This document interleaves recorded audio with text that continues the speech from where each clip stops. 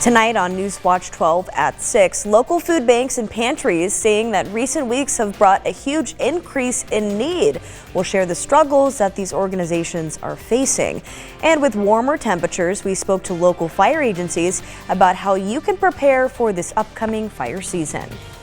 Felt very spring-like today, especially in the Rogue Valley, hitting 70 in Medford, 71 degrees in Mount Shasta. The high today. Enjoy it while it lasts. We have some changes in our extended forecast to our weather. I'll have the details on what to expect through the weekend coming up. Live, local, late breaking. This is NewsWatch 12, breaking news. We begin tonight with breaking news. Superintendent Brett Champion has announced his resignation after 6 years at the Medford School District.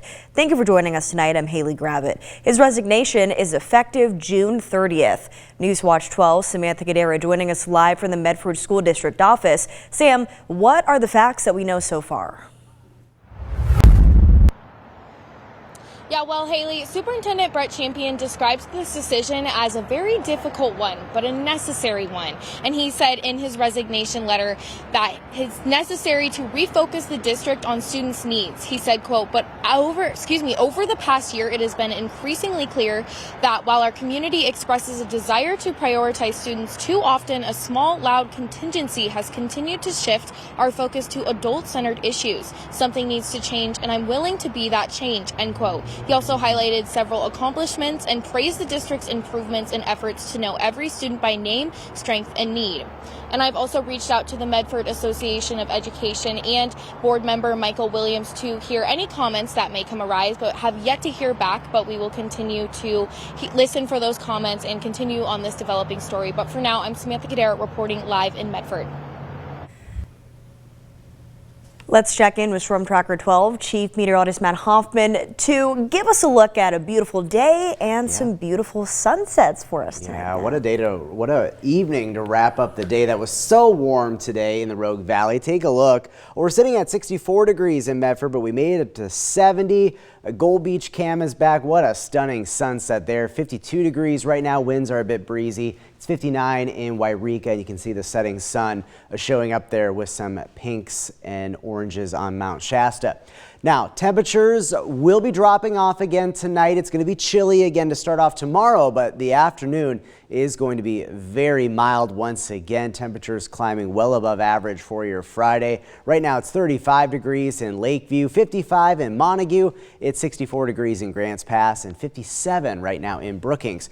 We have mainly clear skies. There are some higher level clouds streaming through parts of the region, but these will melt away for tonight, so expect mainly clear skies, chilly temperatures, maybe a little bit of patchy fog in the Grants Pass area again tonight, down to 39. 24 degrees in Klamath Falls will drop to 31 in Wairika. Tomorrow, though, look at these temperatures, up around 70 or so in Medford and Grants Pass, 64 degrees in Wairika, up to around 60 in Klamath Falls, and 65 degrees in Brookings. Lots of sunshine for your Friday, but changes are right around the corner. We'll stay mainly dry and still fairly mild during the day on Saturday, but wet weather will start to ramp up as we head into Saturday night, and we have plenty of rain, higher elevation snow, and much cooler temperatures to end out the weekend for your Sunday. A closer look at this weekend forecast and a look at the timing of those rain and snow showers later Saturday. That's all coming up in just a bit. Haley. Matt, thank you. With this little taste of spring, it's the perfect time to start preparing your home for wildfire season. Here in the Rogue Valley, wildfires are a real concern, impacting everyone from smoke to the risk of losing their homes. Samantha Gadera has more on how local experts are advising homeowners be ready. In our district, which we cover 171 square miles, we have our trailer that we take out to people's houses so they can do the mitigation work. They load the trailer and then we take the trailer over to rogue disposal and dispose of the waste for them for no cost. As the fire season approaches, local organizations are offering assistance to homeowners, helping them create defensible space around their homes. In some areas, Fire districts like Fire District 3 provide free services to remove fire-prone materials. We lose almost 80% of all homes are lost to ember branding, and not so much the fire wall in and of itself. Embers are the biggest threat to homes, and they can travel long distances, igniting anything flammable in their path. Even seemingly small items like cushions, boxes, and debris can pose a major fire risk. If we want to save this tree, and it was sitting next to our house, all we have to really do is get rid of the small material underneath there and leave the tree the way that it is. It's not about cutting down trees, it's about mitigating the receptive fuel bed underneath. Experts recommend focusing on the first 5 feet around your house. Removing dead leaves, trimming trees, and eliminating other combustibles can significantly reduce the chances of your home surviving a wildfire. If you mitigate the 0 to 5 with nothing that is burnable, the chances of you surviving your home surviving a wildfire go up anywhere between 50 to 80%. Taking simple steps like cleaning gutters and removing dry vegetation could save your home this upcoming wildfire season. Doing what we can to keep that to a minimum, to really prepare our properties in that way is going to be key to everyone being successful this summer when it comes to mitigating wildfires. Reporting in Southern Oregon, I'm Samantha Cadera. And tonight we have an update for you on Wolf OR 158 in Lake County. United States Fish and Wildlife Services have lethally removed the endangered wolf. We first told you about this wolf last week when Lake County declared a public safety and livestock emergency. In total, the wolf was responsible for 8 confirmed kills and 4 probable kills across Lake and Klamath counties. NewsWatch 12's Brinkley Hill went to Lake County earlier this week and spoke with one of the ranchers who lost at least 3 calves to the wolf. It was very alarming that, typically any kind of human presence should send that wolf running another way to where you don't even see him by the time you get there. ODFW says the decision to put down the wolf comes after non-lethal methods were unsuccessful and public safety concerns only increased.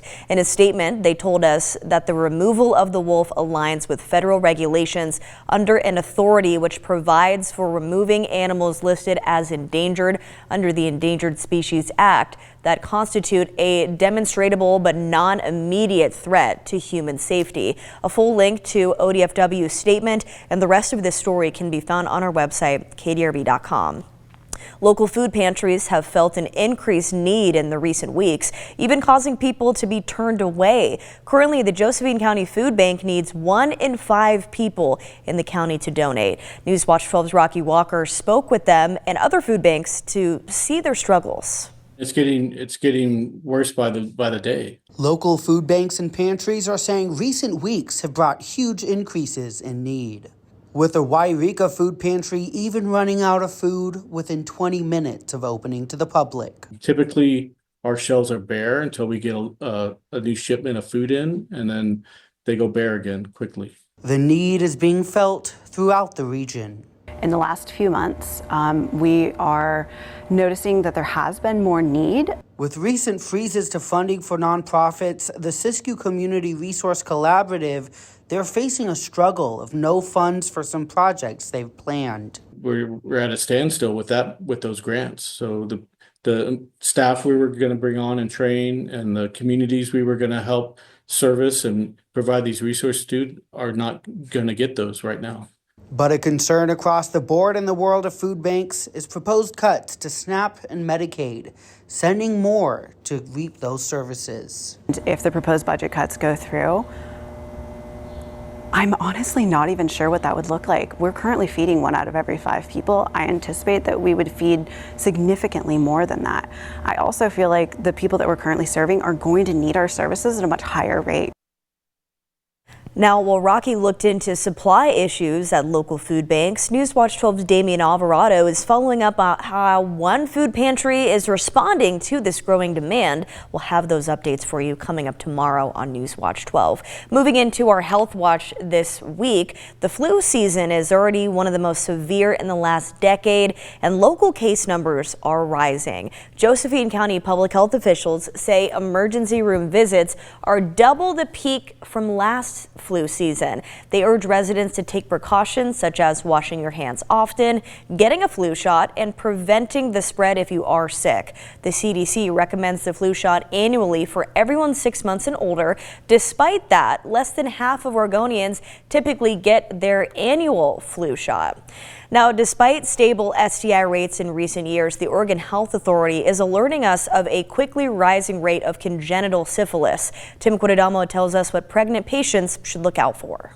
It goes untreated during pregnancy, can result in miscarriage, preterm birth, growth abnormalities, and even stillbirth during the pregnancy. And in newborns, it can affect nearly every organ system, including the liver, the brain, and nervous system, and it can cause abnormal bone development. Rarely in the newborn, it can actually be fatal. Dr. Singson says congenital syphilis has historically been a problem in metro areas of Oregon, but a recent trend is seeing an alarming rise in rural parts of Oregon. One of the reasons we're seeing more cases is because pregnant people might not know they have syphilis. A small round or oval lesion might be noted at the site of infection. And typically this lesion is painless, so it can easily be written off as an ingrown hair.